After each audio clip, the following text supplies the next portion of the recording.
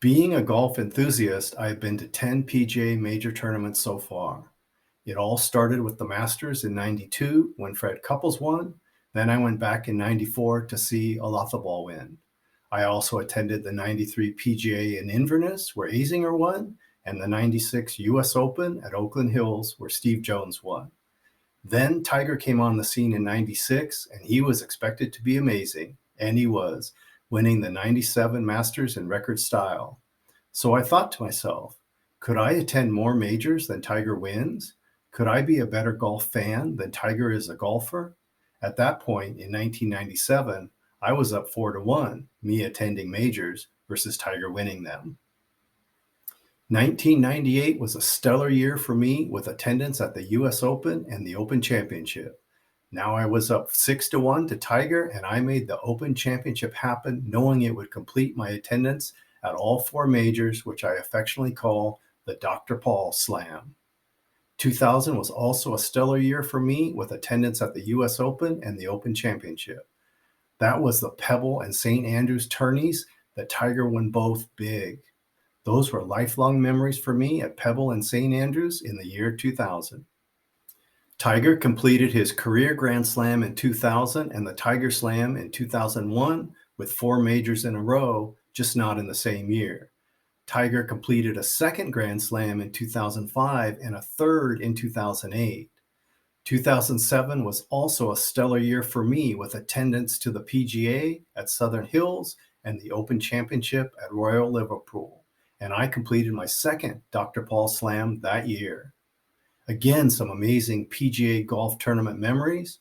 However, I must admit, Tiger is a better golfer with 3 career Grand Slams than I am a golf fan with only 2 Dr. Paul Slams to date. What weighs more, a pound of feathers or a pound of gold? A young person might say gold because of the higher density. Welcome back to another episode of Polymer E-Club's Ask Dr. Paul. Today we are going to highlight polymer testing and one of the more common laboratory characterization techniques. So when your boss talks about density or specific gravity testing, what do you need to know?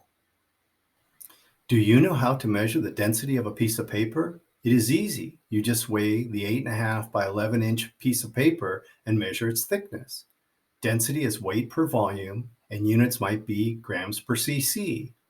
Polyethylene is so coveted that it is sold in at least 3 density ranges, and we discussed in a past That's Working Knowledge video that branching makes polyethylene come in high density, medium density, and low density grades.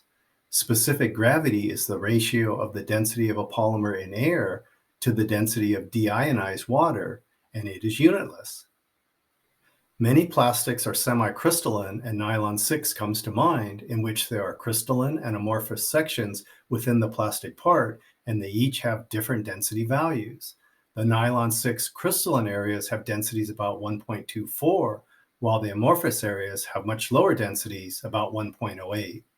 The same crystalline amorphous trend holds for all semi-crystalline plastics like polyethylene, polypropylene, and PET. Did you know that understanding plastic densities can save your company money and make you look like a hero? Using higher density plastics means higher material costs when you're injection molding because the cavity volume is constant, so the part weight increases as the density increases. If you can use unfilled PET instead of 30% glass-filled PET, you will have about a 12% savings in material costs, since you will use about 12% less material by weight for a given volume to fill a mold cavity. If you can use unfilled polypropylene instead of 30% glass-filled PET, you'll have about a 42% savings in material costs, since you will use about 42% less material per volume. So remember density and how it relates to the specific part cost when selecting plastics for your next injection molding part application. Don't forget, you buy pellets by weight, but you mold by volume. Knowing how to measure polymer density and its importance to part costs, that's working knowledge. Remember to like, subscribe, turn on notification, and even share if you appreciate the content. You can visit our website to learn more about our upcoming polymer testing course. I'm Paul Nash for Polymer E-Club's Ask Dr. Paul. Thanks for watching.